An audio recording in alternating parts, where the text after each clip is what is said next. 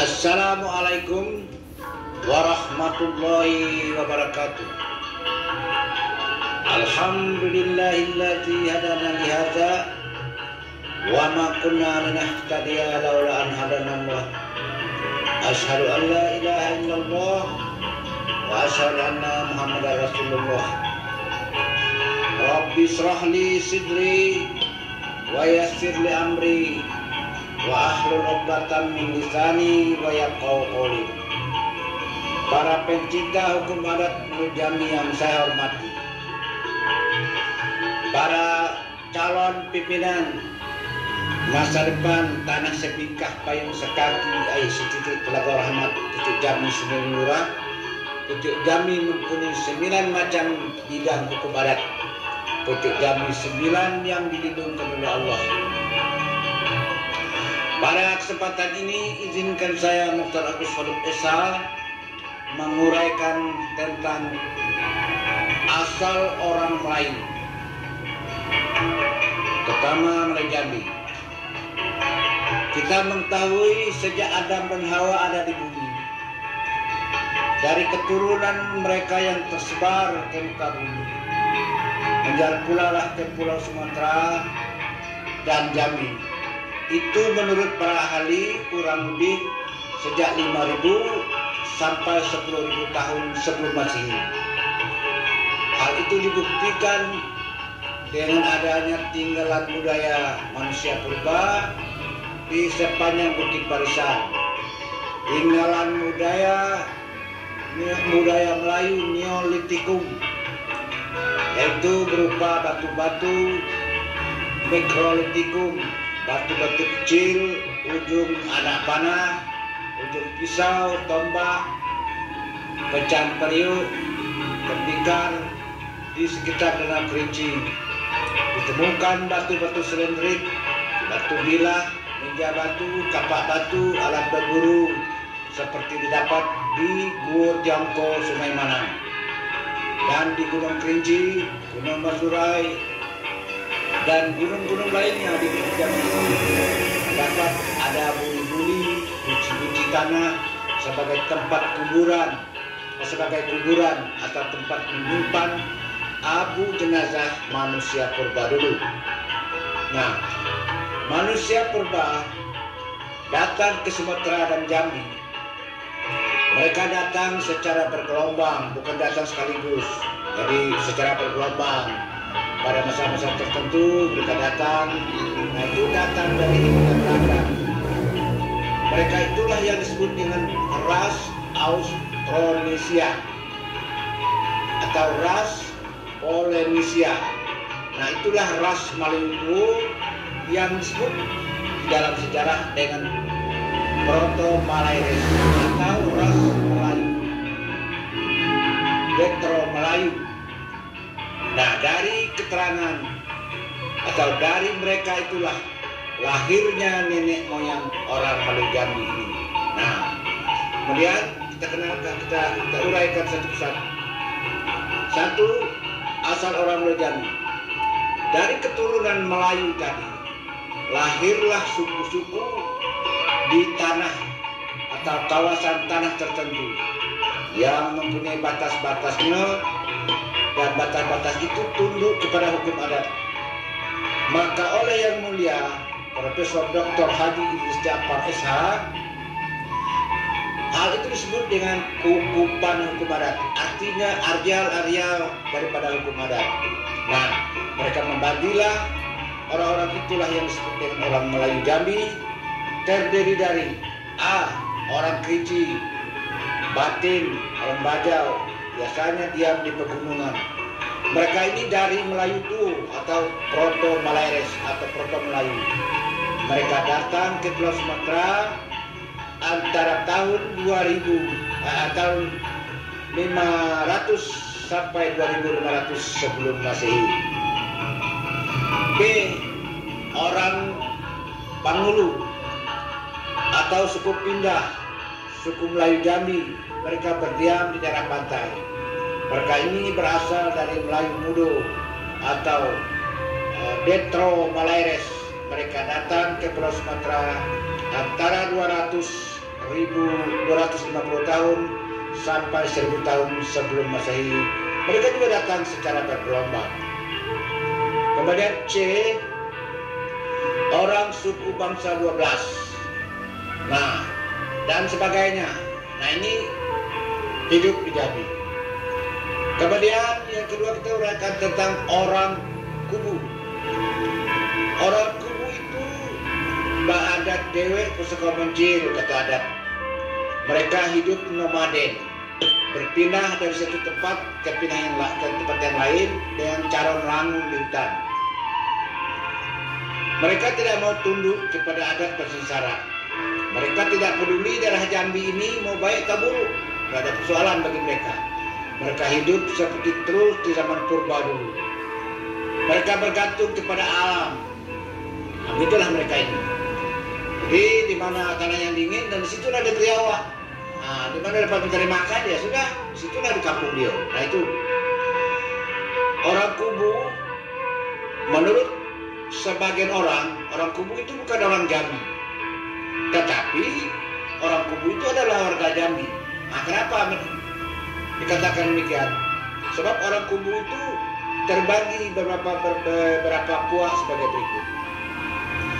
Pertama, orang kubu berasal dari Rupit dan Rejang. Nah, begini ceritanya. Orang kubu di daerah Sololangun, Batanghari, mereka ini berasal dari Palembang, Rupit, dan Rejang Lebong.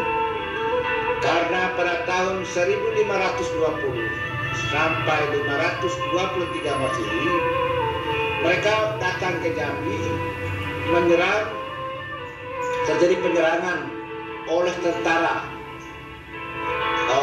dan Dubalam Imam Jayo dari Rupit dan Rejang Lebong. Nah, ini terjadi peperangan, mereka berkelompok-kelompok, para Dubalam, para tentara itu dari Rejang dan Rupit dan Rejang Lebong. Nah, oleh orang Jambi ini dikenal dengan musuh Rejang, musuh Rupit. Nah, mereka datang bergelomboran menjadi perampok, pemberontak, ingin menguasai daerah Jambi ini. Mereka kuasai Gunung Tebo, Sololangun, kota Jambi.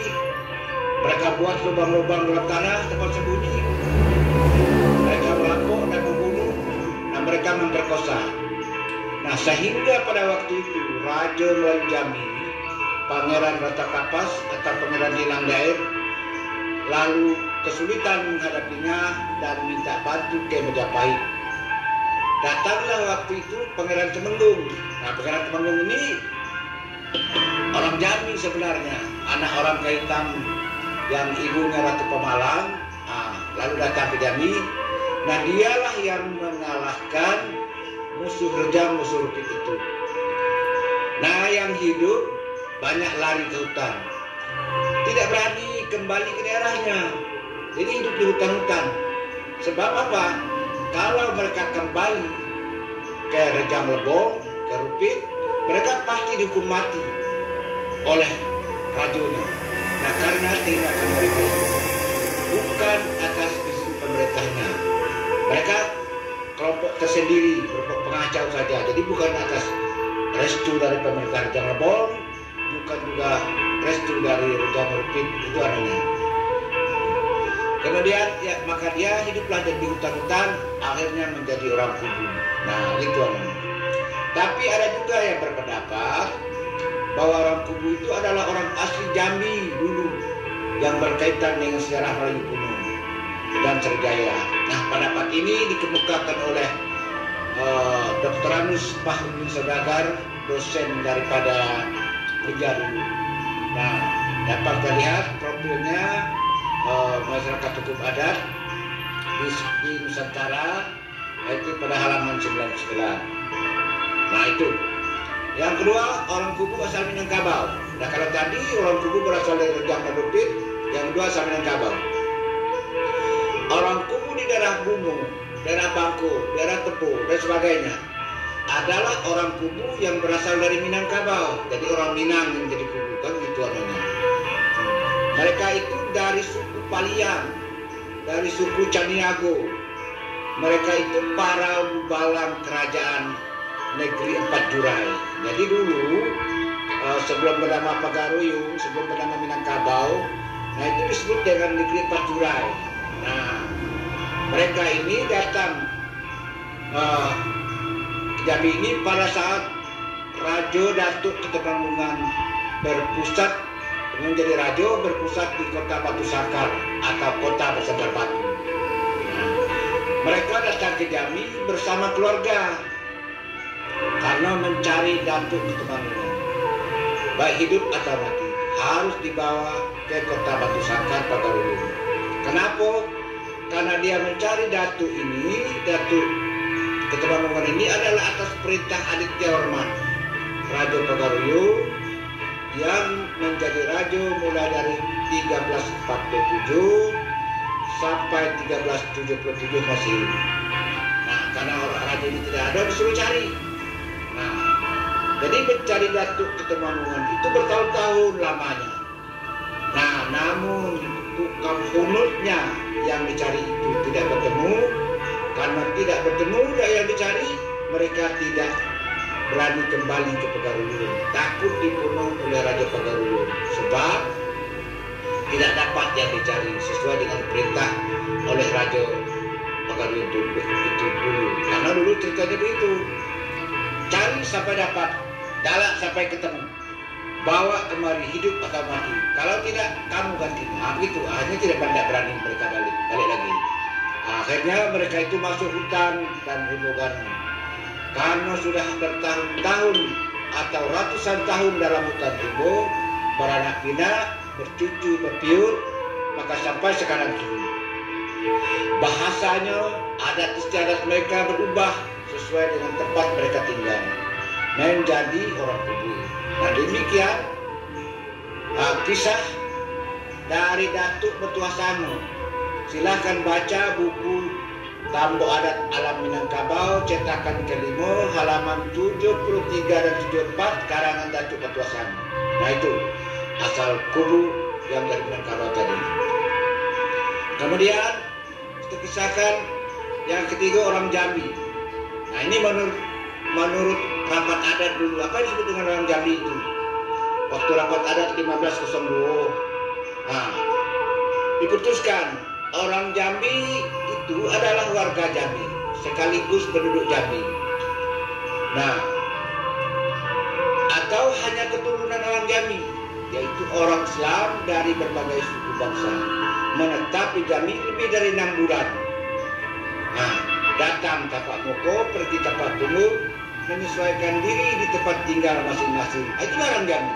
Nah, jadi orang Jambi itu di mana bumi dipijak, di situ langit dijunjung, di mana tampilan tercaca, di situ tanaman tumbuh, di mana ranting disauk, di situ di mana air disauk, di situ ranting dipatah, di situ ada isi lembaga dituang, berbudaya dan berbahasa Melayu.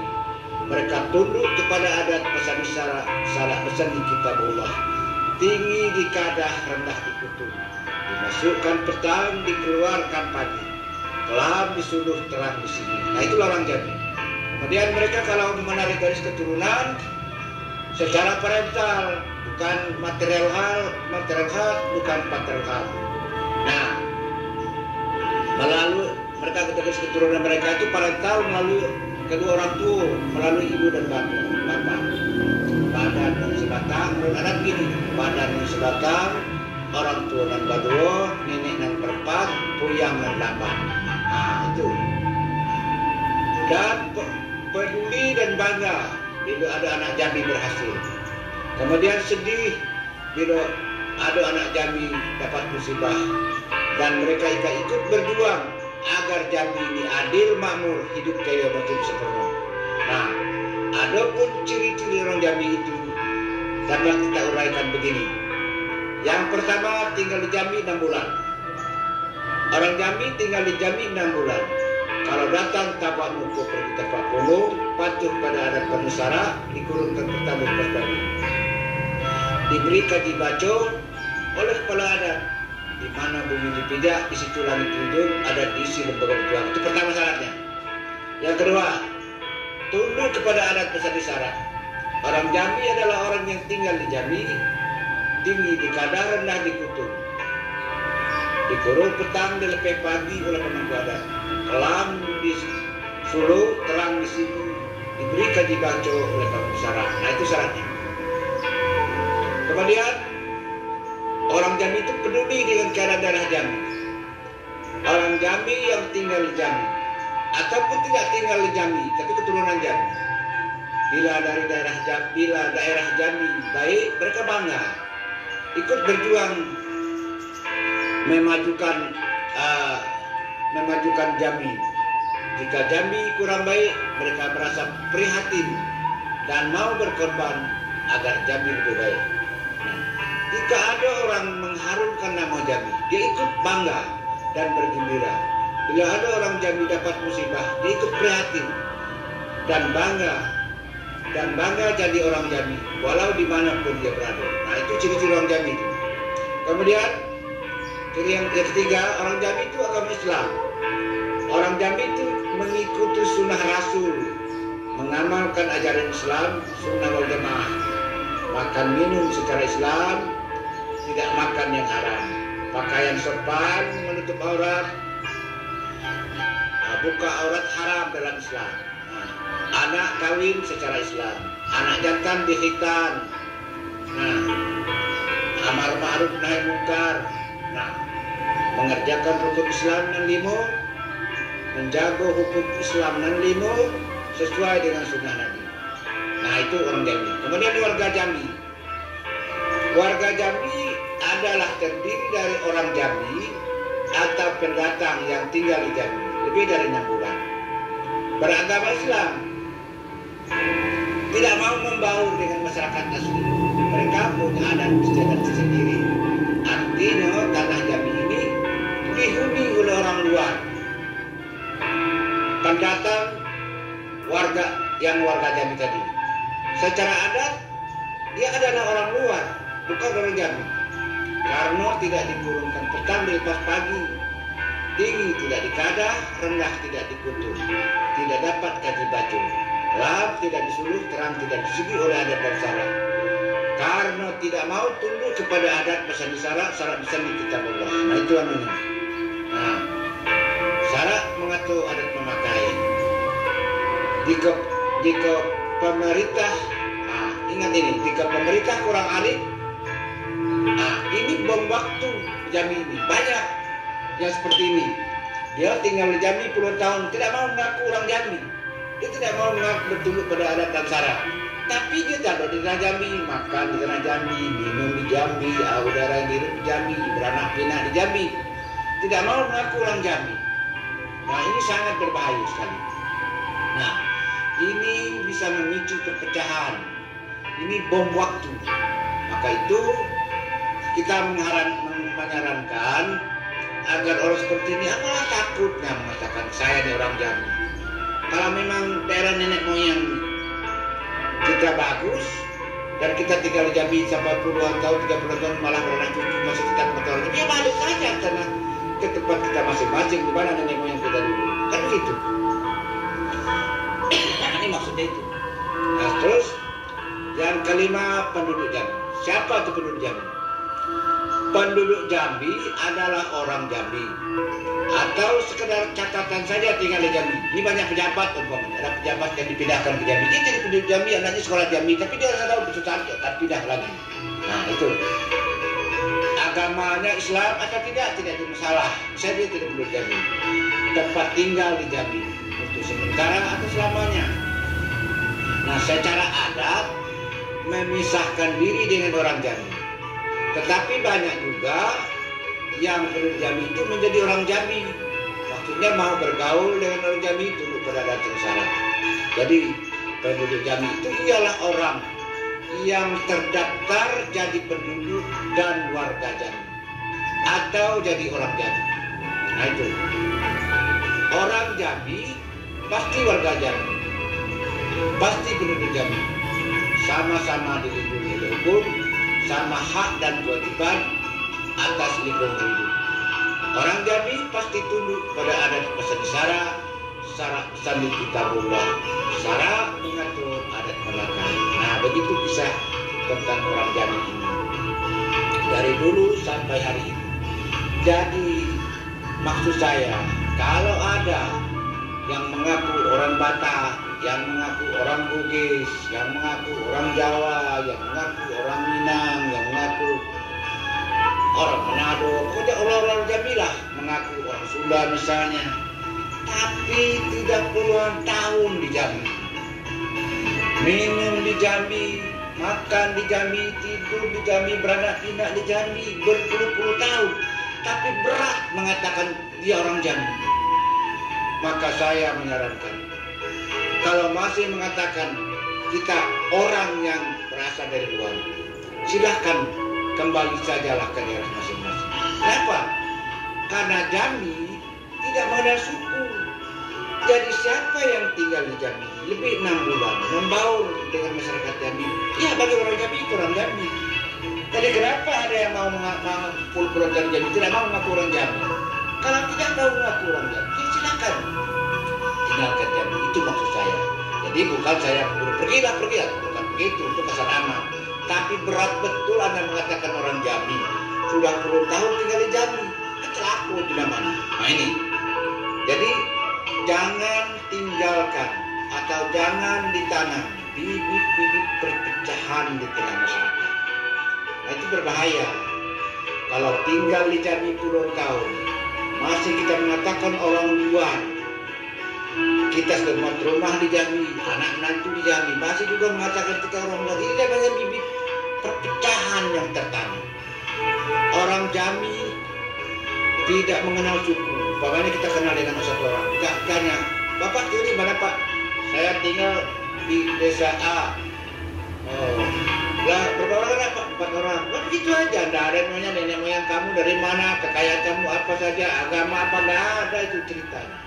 Jadi orang Jambi itu tinggal di Jambi, membaur dengan warga setempat, turunkan petang, dipasang pagi oleh pemangku adat, misalnya tingkat RT, tingkat kelurahan, ya sudah, itu orang Jambi. Nah itu. Barangkali itu saja yang dapat saya paparkan pada kesempatan ini. Mudah-mudahan ada manfaatnya bagi pencinta hukum adat depan. Sudah saya paparkan segala dapat. Sebaris tak lupa, setitik dah hilang. Keadonan talinum di balik daun, tinggal dihunut bakal lama. Bukan memelau panik lekuk, bukan bakuak mali bakutan. Berkurang syukur dikukuk, kuapat syukur dikurang. Berbungkuk syukur dulu diserang. Syukur oleh panah, pada pindah, alam kekembangan jaya. Tamat gaji kita pilingkup, tamat gayung pedang diletak. Terserah kepada ombak dan besadu, angin dan baku yang tinggal di dalam panah. Titik air bisa batau orang sekapal jadi tenung dalam kolam tidak berlaku. Dan setitik jadikan laut dan sekepal jadikan gunung. Alam terkembang jadi biru. Balam terbang ke bekok pintu. Padi sulit apa dimakan. Alam terkembang jadi biru. Bumi dan langit ada di dalam. Yang benar dari Allah yang Maha Kuasa, yang salah dari Mukhtar Agus Al-Qusan. Kepada Allah saya bertaubat. Saya mohon kepada Allah untuk tidak mencabut nyawa saya sebelum dosa saya diampuni. Saya bukanlah orang yang takut mati. Hanya saya tidak mencari mati. Karena saya tahu mati pasti datang. Oleh karena itulah, saya mohon ampun kepada Allah Subhanahu wa Ta'ala dan kepada sakti keramat mohon maaf. Mohon tapi keadonan kelewat terlampau, kepada sesama hamba mohon maaf kalau ada salah kata dan salah perbuatan. Akhirnya saya ucapkan Assalamualaikum warahmatullahi wabarakatuh.